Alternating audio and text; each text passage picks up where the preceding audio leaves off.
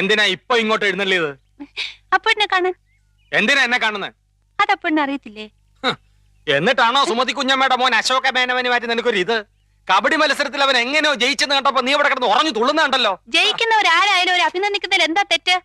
അന്യനൊന്നും അല്ലല്ലോ, അതും എന്റെ അമ്മായിയുടെ മോൻ തന്നെയല്ലേ. അത്രയ്ക്കും ഇഷ്ടമാണെങ്കിൽ നിനക്ക് അവനെ തന്നെ കെട്ടിയാ പോരെ? ഇഷ്ടമുള്ളവരൊക്കെ എല്ലാരും കെട്ടല്ലേ? നിങ്ങൾ നേരെ നോക്കിയാ കീരിയും പമ്പും പോലാണല്ലോ. നീ എന്തിനാ രമേന്തി അവനെ ദേഷ്യം പിടിപ്പിക്കുന്നേ?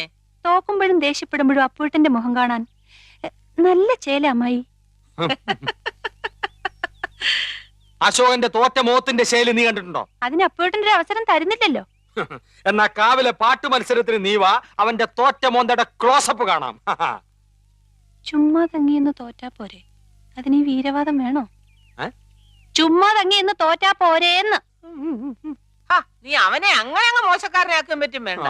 മനസ്സിലെത്തി പാടാമെങ്കിൽ പുഷ്പം പോലെ ജയിക്കാവുന്നതേ ഉള്ളൂ.